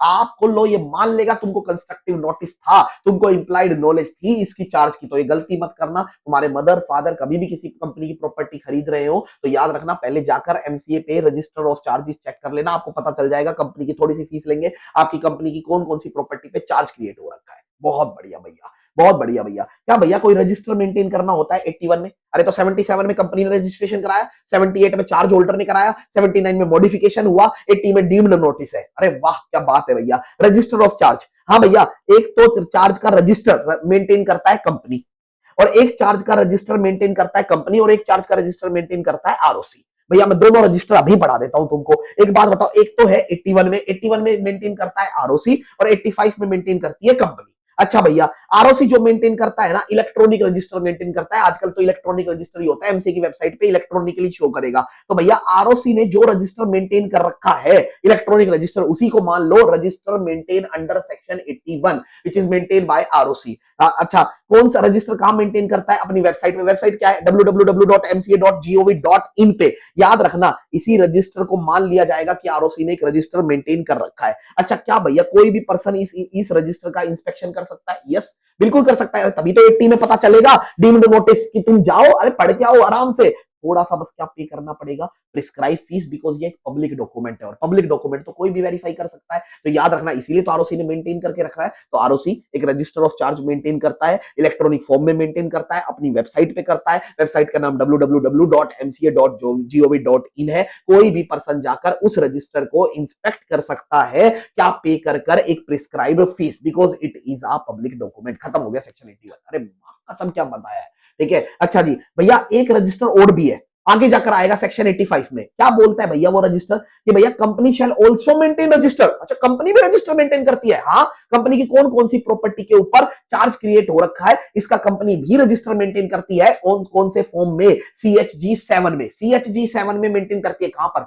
रजिस्टर्ड ऑफिस पे। कंपनी की तो एक ही जगह है रजिस्टर्ड ऑफिस, वहीं पर मेंटेन करती है। वहां पर लिखेगी कौन कौन सी प्रॉपर्टी पे फिक्स चार्ज है, कौन कौन सी प्रॉपर्टी पे फ्लोटिंग चार्ज है। याद रखना, उस पे लिख कर आएगा बिल्कुल आराम से। कंपनी को साथ में इंस्ट्रूमेंट ऑफ चार्ज भी रखना है। वो क्रिएट किया था ना इंस्ट्रूमेंट ऑफ चार्ज, जिस पे साइन किए थे लोन एग्रीमेंट, वो भी रखना है अपने साथ में। ठीक है भैया, इसके अंदर लिखा होगा चार्ज कब रजिस्टर हुआ, कब उसमें मॉडिफिकेशन हुआ, कब सेटिस्फेक्शन हुआ। मैं अगला पढ़ाने वाला हूं सेटिस्फेक्शन। सेटिस्फेक्शन का मतलब होता है हट जाना। जब चार्ज हट जाता है तो उसको सेटिस्फेक्शन बोलते हैं बेटा। चार्ज कब क्रिएट हुआ, चार्ज कब रजिस्टर हुआ, चार्ज में कब कब मॉडिफिकेशन आया, या चार्ज कब सेटिस्फाई हुआ, सब लिखा होगा उस रजिस्टर के अंदर। तो फिक्स चार्ज है, फ्लोटिंग चार्ज है, चार्ज कब क्रिएट हुआ, कब रजिस्टर हुआ, कब मॉडिफाई हुआ, कब सेटिस्फाई हुआ, सब लिखा होगा। और ये एंट्रीज आपको तुरंत की तुरंत माननी है। जब से चार्ज क्रिएट हो जाता है तुरंत कंपनी इस रजिस्टर में एंट्री कर देती है, इस रजिस्टर में बेटा एंट्री कर देती है। फोर्थ विथ का मतलब क्या होता है, इमीडिएटली, तुरंत के प्रभाव से आप इस रजिस्टर में एंट्री कर देते हो। और ये रजिस्टर आप कहां मेंटेन करते हो, कंपनी बताओ कहां मेंटेन करते हो, रजिस्टर ऑफिस पे मेंटेन करते हो। ठीक है, ये रजिस्टर आप बिल्कुल फिजिकल फॉर्म में भी मेंटेन कर सकते हो, इलेक्ट्रॉनिक फॉर्म में भी मेंटेन कर सकते हो। पर आरओसी कौन से फॉर्म में मेंटेन करता है, इलेक्ट्रॉनिक। अरे क्या बात है यार भैया, आप तो मजेदार आदमी हो। हाँ, such register must be sign bye.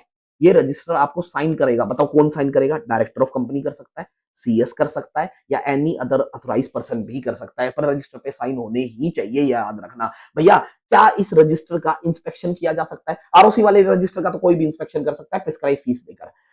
अगर जो कंपनी ने रजिस्टर मेंटेन कर रखा है उसको मेंबर या क्रेडिटर इंस्पेक्ट कर सकते हैं फ्री ऑफ कॉस्ट, कोई पैसा नहीं लेंगे, ये तो हमारे लोग हैं।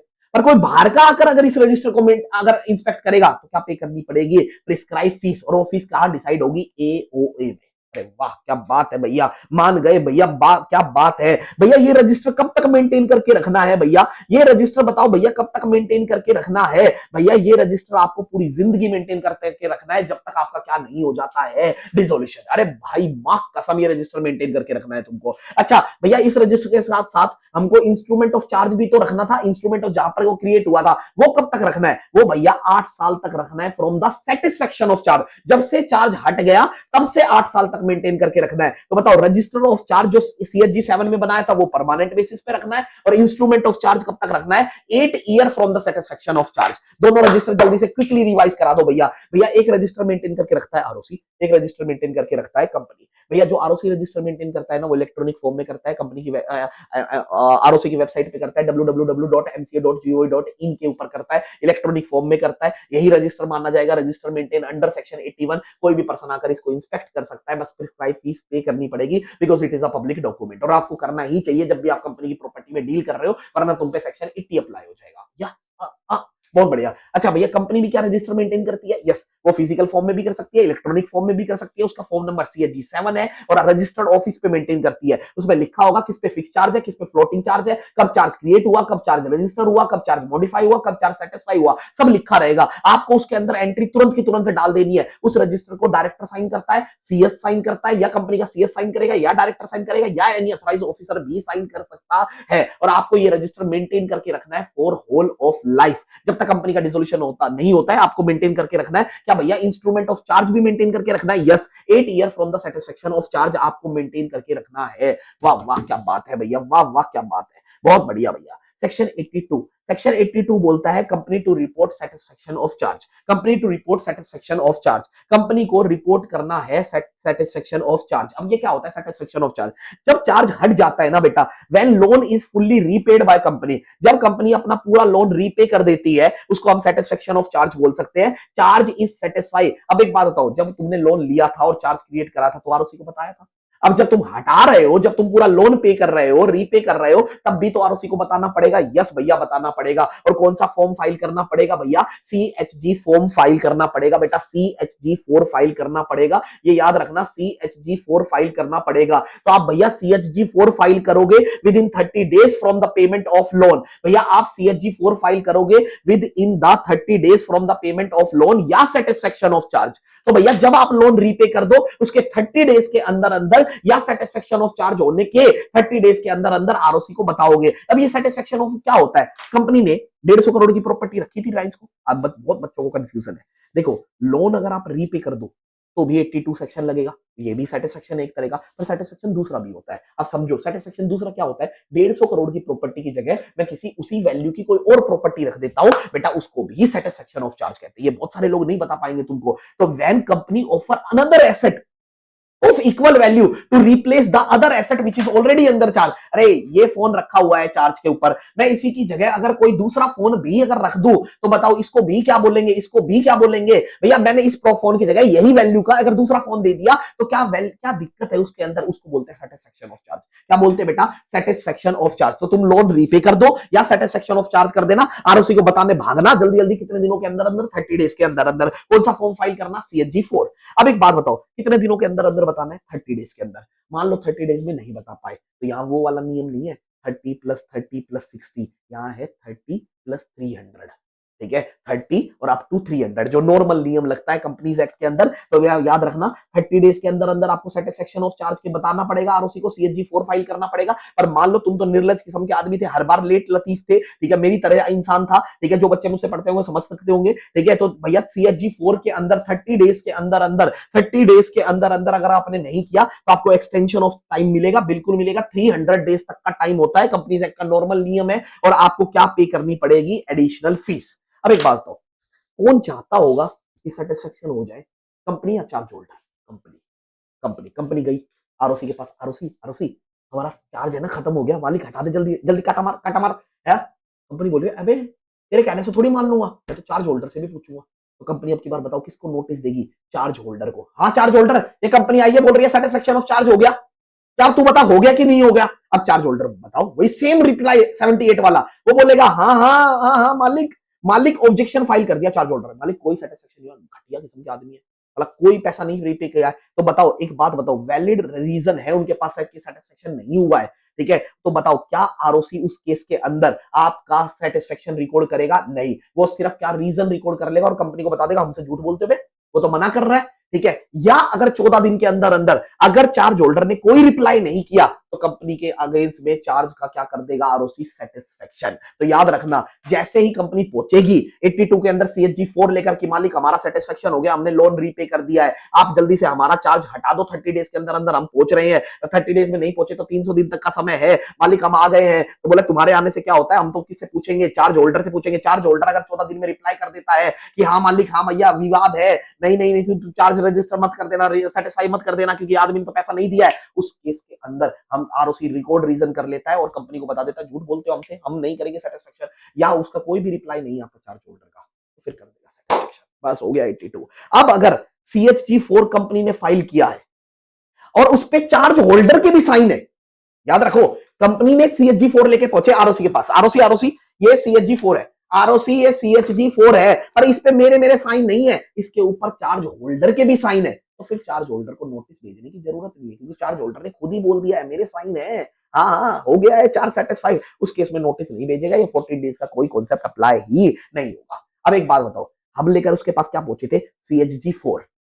हम उसके पास क्या लेकर पहुंचे थे? CHG4 की भैया सेटिस्फेक्शन हो चुका है, और वो आपको एक सर्टिफिकेट देगा, फिर बताओ कौन सा? Certificate of satisfaction of charge, और उसको बोलते हैं CHG5। तो तुम क्या लेके जाओगे? 4, और वो क्या लेके आएगा? 5।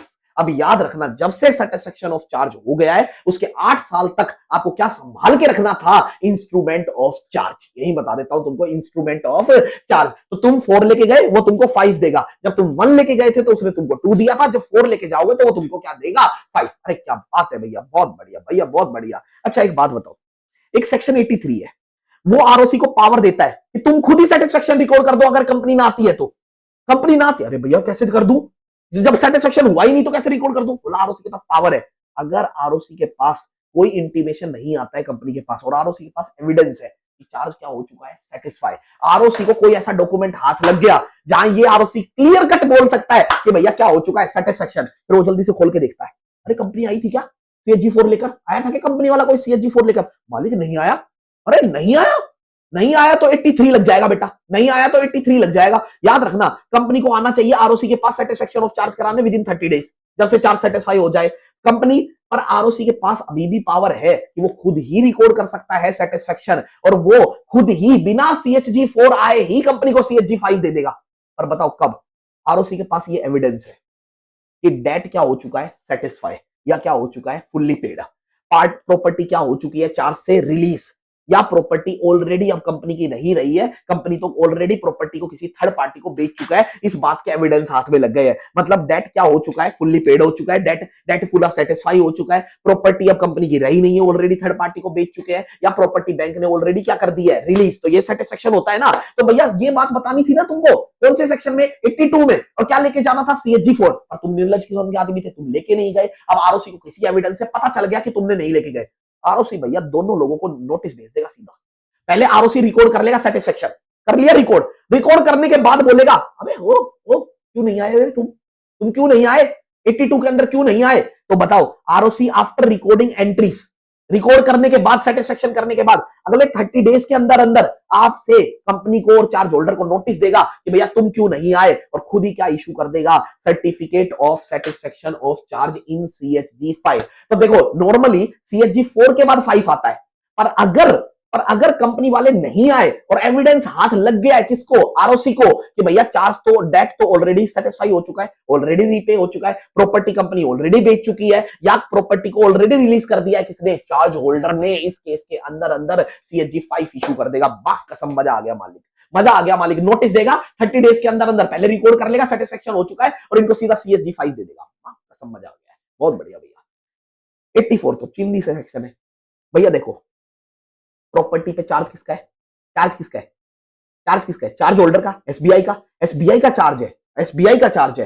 पर प्रॉपर्टी तो है किसके पास, अभी भी कंपनी के पास। अब चार्ज होल्डर को ये डर सता रहा है कि साला ये मेरी प्रॉपर्टी के साथ कुछ कर तो नहीं देंगे, ये मेरी प्रॉपर्टी का नुकसान तो नहीं कर देंगे, कल को इनको लोन रीपे करने की नीयत नहीं हो और ये मेरी प्रॉपर्टी को भी खराब कर दे, तो मैं एक बंदा अपॉइंट कर देता हूं जो मेरी प्रॉपर्टी की रखवाली करेगा। अच्छा जी, वह कंपनीज प्रॉपर्टी जिसके ऊपर चार्ज क्रिएट हो रखा है, अगर टेकन ओवर बाय कोई रिसीवर या मैनेजर अपॉइंट कर दिया जाता है, जनरली कोर्ट अपॉइंट करती है, कोर्ट के पास जाएंगे, कोर्ट अपने एक रिसीवर और मैनेजर अपॉइंट कर देगा, इंटीमेशन दे देना आरओसी को। जब भी, एक बात बताओ, किसको दर्द होगा कि अपॉइंट कर दिया जाए, चार्ज होल्डर।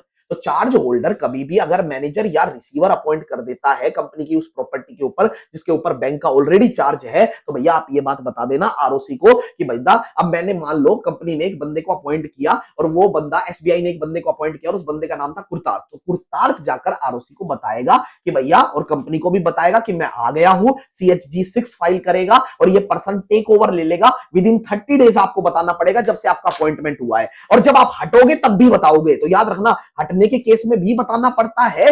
और देखो, पहली बात, चार्ज होल्डर के पास ये पावर थी कि वो एक अपॉइंट कर सकता था, या तो कोर्ट ने ऑर्डर दिया या उसको पावर मिली हुई थी लोन एग्रीमेंट में कि एक बंदा तुम अपॉइंट कर सकते हो अपनी प्रॉपर्टी की रखवाली करने के लिए, ठीक है। तो कंपनी ने एक बंदा अपॉइंट किया जिसका नाम था, सॉरी कंपनी क्यों अपॉइंट करेगी, चार्ज होल्डर अपॉइंट करेगा। चार्ज होल्डर ने एक बंदा अपॉइंट किया जिसका नाम था कुरतार्थ। अब कुरतार्थ जाएगा आरओसी के पास कि मालिक मैं एक नया बंदा आया हूं और प्रॉपर्टी का मैनेजर या रिसीवर हूं, 30 डेज के अंदर अंदर ये CHG 6 फाइल कर देगा, और जब हटेगा तब भी आरओसी को बताएगा, ये याद रखना। तो भैया ये याद रखना, आरओसी को जब भी ये रिसीव होगा आरओसी रिकॉर्ड कर लेगी। तो याद रखना, जब भी आए या हटे तब दोनों ही केस में वो आरओसी को भी बताता है वो बंदा और कंपनी को भी बताता है। तो बताओ CHG 6 कौन फाइल करता है, जो पर्सन मैनेजर या रिसीवर अपॉइंट हुआ है वो कंपनी को और आरओसी को बताता है कि हमारे चार्ज होल्डर को एक पावर मिली हुई थी किसके अंदर, लोन एग्रीमेंट के अंदर, या कोर्ट ने मुझे अपॉइंटमेंट करने की पावर दी है, तो मैं आपको इंटीमेट कर रहा हूं कि मैं आ गया हूं, तो मेरा नाम रिकॉर्ड कर लो कि ये बंदा मैनेजर या रिसीवर है।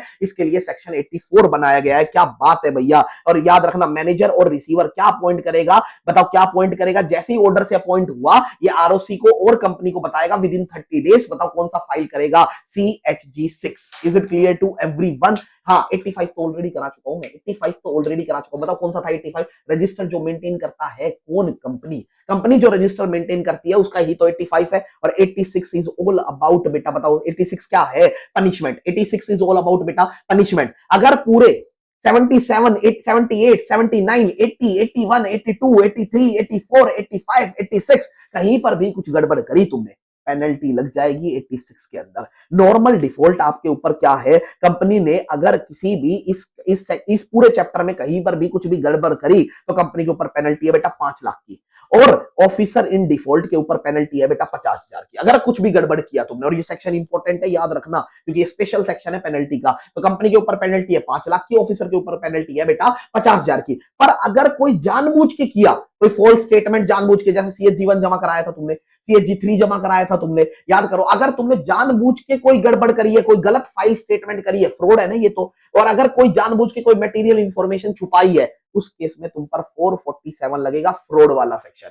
याद रखना 447 हाईएस्ट पेनल्टी का सेक्शन है कंपनीज एक्ट के अंदर, one of the highest penalty का सेक्शन है कंपनीज एक्ट के अंदर। तो याद रखना 447 लग जाएगा फ्रॉड की केस में। पर नॉर्मल अगर हुआ, अगर कहीं पर भी आपका फ्रॉड का इंटेंशन नहीं है, पर आपने गलत फाइल कर दिया या आपने फाइल ही नहीं किया, उस केस में कंपनी के ऊपर 5 लाख की पेनल्टी है और ऑफिसर इन डिफॉल्ट के ऊपर 50,000 की पेनल्टी है। बहुत बढ़िया, सेक्शन 86 यहीं पर खत्म होता है। और अब हम मूव करते हैं last section of this chapter, rectification. Rectification का मतलब क्या होता है? बदलाव करना। कौन कर रहा है बदलाव? Central government. किसके अंदर? रजिस्टर ऑफ चार्ज के अंदर। तो रजिस्टर ऑफ चार्ज एक मेंटेन कर रखा था आरओसी ने, उसमें सब रिकॉर्ड मेंटेन कर रखे थे। तो याद रखना सेंट्रल गवर्नमेंट के पास ये पावर है कि वो ऑर्डर दे सकती है कि भैया तुमको रेक्टिफिकेशन करना पड़ेगा रजिस्टर ऑफ चार्ज में। अब ध्यान से सुनना, कब होता है रेक्टिफिकेशन? सेंट्रल गवर्नमेंट 2 केस में अलाउ कर सकती है। अगर कंपनी अपना इंफॉर्मेशन इंटीमेट करना भूल गई, जैसे उन्होंने पेमेंट ऑफ लोन कर दिया था, तो तुमको 82 के अंदर जाना था सेटिस्फेक्शन करवाने आरओसी के पास, पर तुम नहीं गए। तुम्हारे पास कितने दिन का समय था? 30 डेज। 30 डेज भूल गए तो कितने दिन का समय था? 300 दिन का समय था। अब तुम्हारे 300 भी बीत गए और 30 भी बीत गए। अब क्या ऑप्शन है तुम्हारे पास? जाओ सेंट्रल गवर्नमेंट के पास, सेंट्रल गवर्नमेंट को बोलो कि मालिक हमने CHG4 फाइल करना था पर हमने फाइल नहीं किया, और कितने दिन ऑलरेडी बीत चुके हैं, 300 डेज भी बीत चुके हैं। नॉर्मल ऑप्शन 30 डेज का है ना, पर 30 डेज में वही फाइल करते हो तो 300 डेज का ऑप्शन है, एडिशनल फीस फाइल करके कर सकते हो तुम लोग, पर तुम्हारा वो 300 दिन भी निकल चुका है। तो CHG8 जमा कराओ सेंट्रल गवर्नमेंट को कि सेंट्रल गवर्नमेंट मालिक गलती हो गई, हमको अलाउ कर दो, हमको फाइल कर लेने दो। तो वो 80 से 82 से उसका लिंक है। उस केस में सेंट्रल गवर्नमेंट तुमको अलाउ कर देगी कि भैया तुम लोग एक काम करो, रो मत, ठीक है, 30 दिन में बताना था, 30 में नहीं बताया तो 300 में नहीं बताया, फिर भी आया तो हमारे पास आया, हम कौन है? Central government. Central government allow कर देगी कि भैया ठीक है तू फाइल कर ले, आरओसी को बोलेगी, आरओसी इनको अलाउ करो, तो पोर्टल पे तुम्हारे एक और फॉर्म खुल जाएगा और अलाउड हो जाएगा। तो बताओ अगर 300 दिन बीत जाए सेटिस्फेक्शन के अंदर, फिर किसके पास जाना पड़ता है? बताओ CHG8 लेकर जाना पड़ता है, किसके पास जाना पड़ता है? सेंट्रल गवर्नमेंट के पास जाना पड़ता है। और सेंट्रल गवर्नमेंट उस केस में अलाउ करती है कि हम आपको अलाउ करते हैं कि भैया सेटिस्फेक्शन ऑफ चार्ज तुम अब रिकॉर्ड करवा लो, पहले नहीं कराया था, तो उस केस में अप्लाई कर सकती है। दूसरा केस, अगर तुम ओमिशन का मतलब क्या होता है? भूल जाना, मिस स्टेटमेंट, गलत इंफॉर्मेशन दी, या तुम भूल गए कोई भी पर्टिकुलर ऑफ चार्ज, पहले तुमने 77 में जमा कराई थी कुछ चीज, 78 में जमा कराई थी कुछ चीज, 79 में जमा कराई थी कुछ चीज, अगर इनमें कोई भी गलती हो गई है तुमसे, कोई भी, जैसे प्रॉपर्टी की वैल्यू गलत लिख दी, प्रॉपर्टी की लोकेशन गलत लिख दी, तुमने प्रॉपर्टी का अमाउंट गलत लिख दिया, अगर कुछ भी ऐसी रॉन्ग डिटेल तुमने फाइल कर दी है, तो मालिक, और समय बीत चुका है, अब तो ओमिशन तो आप क्या फाइल करोगे? तो हमको रेक्टिफिकेशन कराना है। कंपनी किसके पास जाएगी? Central government. सेंट्रल गवर्नमेंट के पास जाएगी कि मालिक इनके रजिस्टर में ना, जो आरओसी का रजिस्टर है, इसमें चेंज कर दो, ये करने नहीं दे रहा है, ये करने दे ही नहीं रहा है। तो भैया आप सेंट्रल गवर्नमेंट के पास जाओगे, सेंट्रल गवर्नमेंट अलाउ कर देगी। 2 केस में अलाउ करती है। अगर आपने सेटिस्फेक्शन ऑफ चार्ज समय पे नहीं करवाया, या मतलब आपने लोन रीपे कर दिया पर आपने समय नहीं किया, समय कितना था? 30 दिन का, फिर 300 दिन का, वो 300 भी बीत गए, तो अब आपके पास ऑप्शन ही नहीं है, सेंट्रल गवर्नमेंट के पास जाना पड़ेगा। या कोई भी अगर आपने फॉर्म फाइल किया था, अगर उसमें मिस स्टेटमेंट है या तुम भूल गए थे और समय बीत चुका है, तो अब तुम्हारे पास कोई ऑप्शन ही नहीं है, किसके पास आना पड़ेगा? Central government. और सेंट्रल गवर्नमेंट को कौन सा फॉर्म फाइल करना पड़ेगा? CHG8, और सेंट्रल गवर्नमेंट अलाउ कर देगी। तो अगर सेटिस्फेक्शन रेक्टिफिकेशन अलाउ करने से पहले सेंट्रल गवर्नमेंट तुमसे जानना चाहेगी, जानबूझ के नहीं किया था कि अनजाने में नहीं किया था, बोला मालिक मिस्टेक एक्सीडेंटल थी, कभी कभार हो गया, मालिक ये मिस्टेक इनएडवर्टेंस की जरूरत थी। इनएडवर्टेंस क्या होता है बेटा? इनएडवर्टेंस क्या होता है बेटा? नेग्लिजेंस, कि मालिक नेग्लिजेंस की वजह से हो गया, एक्सीडेंटल थी, या कोई हमारे पास वैलिड रीजन है, तभी वो अलाउ कर सकती है, अदर वो आपको अलाउ करेगा ही नहीं। सेंट्रल गवर्नमेंट बोलेगा अरे मालिक थाईलैंड गया हुआ था छुट्टी मनाने यार, हमारी कंपनी का डायरेक्टर इसलिए नहीं जमा कराया। अरे बुड़बक, अगर इसलिए जमा नहीं कराओगे तो तुमको अलाउ नहीं करेगा भाई, तुमको अलाउ नहीं करेगा। तुम्हारा रीजन वैलिड होना चाहिए, तुम्हारी जो गलती है वो एक्सीडेंटल हो सकती है, या तुम्हारे नेग्लिजेंस की वजह से, लापरवाही की वजह से तुम भूल गए, ठीक है, तुमसे नेग्लिजेंस हो गया, तुमको इस बार अलाउ कर देंगे। अगर याद रखना पर इस नॉन फाइलिंग की वजह से क्रेडिटर या शेयर होल्डर को कोई फर्क आना नहीं चाहिए। याद रखा, गलती तो कंपनी की है ना, भूतेगा कौन? शेयर होल्डर या क्रेडिटर, उनको कोई भी फर्क आना नहीं चाहिए, ये याद रखना। इस केस में तो इस केस में सेंट्रल गवर्नमेंट ऑर्डर अलाउ कर देता है कि भैया तुम इनको क्या करने दो, फाइल करने दो। पर क्या फीस लेगा? हाँ, अरे फीस थोड़ी छोड़ेगा, एडिशनल भी लेगा और ज्यादा भी लगा सकता है, याद रखना। पर याद रखना, कंपनी क्या फाइल करती है? CHG 8। Is it clear to everyone? तो CHG 8 कब फाइल किया जाता है? दो केस में फाइल किया जाता है। हम एक तो एक्सटेंशन ऑफ टाइम अलाउ करते हैं सेटिस्फेक्शन के केस में। अगर आपने 300 दिन तक का ऑप्शन था आपके पास, आपने नहीं बताया, तो बताओ सेटिस्फेक्शन ऑफ चार्ज के लिए 82 एक सेक्शन था, CHG 4 फाइल करना होता था। जब जब आप सेटिस्फेक्शन कर दो, लोन रीपे कर दो, तो ROC को बताना पड़ता था। पहला ऑप्शन 30 डेज का था, 30 में नहीं बताया, 300 में था। अब 300 डेज भी बीत गए बेटा, तो किसके पास जाना पड़ेगा? Central government. कौन सा फॉर्म लेकर? CHG 8। और सेंट्रल गवर्नमेंट तुमसे जानने से पहले पूछेगी, क्या भैया गलती एक्सीडेंटल थी, क्या इनएडवर्टेंस की जरूरत थी, या तुमसे कोई, तुम्हारे पास कोई वैलिड रीजन हुआ तो तुमको अलाउ कर देगी, याद रखना। या दूसरा केस, तुमसे अगर कोई भूल हो गई या कोई मिस स्टेटमेंट हो गई कोई भी चार्ज के रजिस्टर में, जैसे चार्ज क्रिएट कराया, चार्ज मॉडिफाई कराया, चार्ज सेटिस्फाई कराया, उसमें कुछ भी गड़बड़ हो गई तो अलाउ कर देंगे। ये 87 है। मैंने देखो यहाँ पर एक लिस्ट बनाई है बेटा तुम लोगों के लिए। 77 में कंपनी की ड्यूटी है, 78 में चार्ज होल्डर की ड्यूटी है, 79 में मॉडिफिकेशन होता है, 80 में डीम्ड नोटिस ऑफ चार्ज है कि मान लेंगे कि तुमने रजिस्ट्रेशन करा रखा, 80 में रजिस्टर ऑफ चार्ज मेंटेन करता है ROC, 82 में होता है सेटिस्फेक्शन, 83 में तुमने सेटिस्फेक्शन नहीं कराया तो ROC खुद कर लेता है अगर उसके पास एविडेंस हो तो, 84 के अंदर एक मैनेजर और रिसीवर बंदा अपॉइंट किया जाता है, CHG 6 फाइल करता है, 85 के अंदर कंपनी रजिस्टर मेंटेन करती है, 86 में बेटा पेनल्टी है और 87 में रेक्टिफिकेशन है बेटा। और बताओ कितने फॉर्म है बेटा हमारे पास? बेटा बताओ कितने फॉर्म है? 9 फॉर्म है। CHG 1 था और 9 था, डिवेंचर के केस में 9 था और 1 नॉर्मल केस में था। फिर वो जब रजिस्ट्रेशन कर लेता है तो तुमको CHG 2 देता है, ठीक है। फिर तुम जब मॉडिफिकेशन होता है तो तुम CHG 1 लेके जाते हो, बदले में वो तुमको CHG 3 देता है कि तेरा मॉडिफिकेशन रिकॉर्ड हो गया। जब सेटिस्फेक्शन हो जाए तो तुम CHG 4 लेके जाते हो, वो बदले में तुमको CHG 5 देता है। CHG 6 मैनेजर या रिसीवर जो अपॉइंट होता है या हटता है तो वो CHG 6 फाइल करता है। CHG 7 फाइल किया जाता है जब कंपनी रजिस्टर मेंटेन करती है, और CHG 8 फाइल किया जाता है सेंट्रल गवर्नमेंट को जब तुम एक्सटेंशन ऑफ टाइम मांगते हो। And this is to be called as revision of registration of charge. तुम कोई भी क्वेश्चन अटेम्प्ट कर लेना, 100% तुम्हारा क्वेश्चन अटेम्प्ट होगा, और मेरे को उम्मीद है हम लोग मेहनत से कर रहे हैं, तुम लोग शेयर करोगे। मैं एटलीस्ट अपने जो ऑनलाइन ऑफलाइन के स्टूडेंट है हम लोग उनको बताना चाहते हैं कि भैया बिना गरबा डांस और बिना छिछोरापन किए भी रिवीजन किया जा सकता है, अच्छा रिवीजन किया जा सकता है और डिटेल्ड रिवीजन किया जा सकता है। Please share much as much you can share these videos, ठीक है। आप लोगों को इफेक्टिवली रिवीजन आता रहे, हम लोगों को भी इंस्पिरेशन मिलता है कि हमको अच्छा करना है आगे और इंप्रूवमेंट करना है, ठीक है। और आपको जो भी ये नोट्स मिल रहे हैं, नोट्स अगर आपको चाहिए तो आप हमको कमेंट बॉक्स में जरूर लिखकर भेजिएगा और हम आपको पक्का नोट्स प्रोवाइड करेंगे, ठीक है। जय हिंद, जय भारत।